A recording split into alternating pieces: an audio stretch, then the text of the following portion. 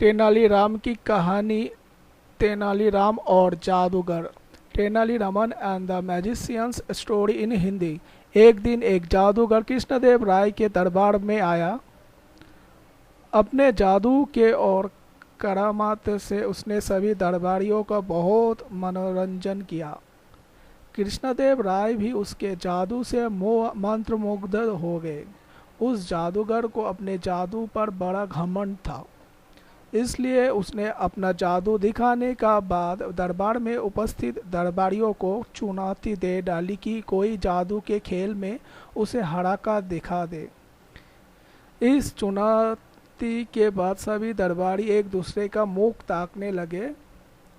किसी की उस चुनौती को स्वीकार करने की हिम्मत नहीं हुई। तेनालीराम बैठकर दूसरों दरबारियों को सामने आकर चुनौती स्वीकार करने की प्रतीक्षा कर रहा था, किंतु जब कोई सामने नहीं आया तो वो स्वयं खड़ा हो गया और जादूगर की चुनौती स्वीकार कर ली।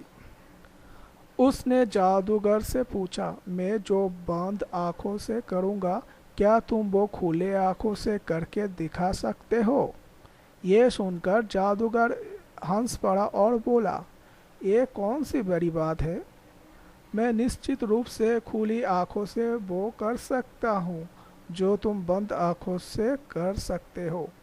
इसके बाद तेनालीराम द्वारपाल के पास गया और उसके कानों में फुसफुसाते हुए कुछ कहा। द्वारपाल तुरंत बाहर गया और अपने दोनों मुट्ठी में रेत भरकर वापस लौटा। तेनालीराम ने द्वारपाल की एक मुट्ठी की रेत अपने हाथ में ले ली और अपनी आंखें बंद करके वो रेत अपनी आंखों के ऊपर डालने लगा।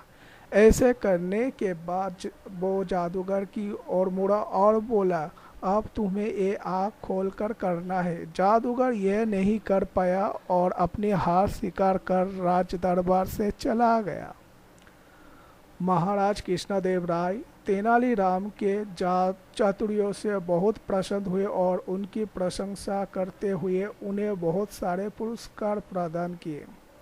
फ्रेंड्स, यदि आपको Tenali Raman and the magician story in Hindi पसंद आए हो तो आप इसे शेयर कर सकते हो।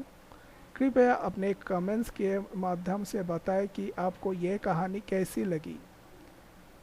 नए पोस्ट के जानकारी के लिए कृपया चैनल को सब्सक्राइब करें।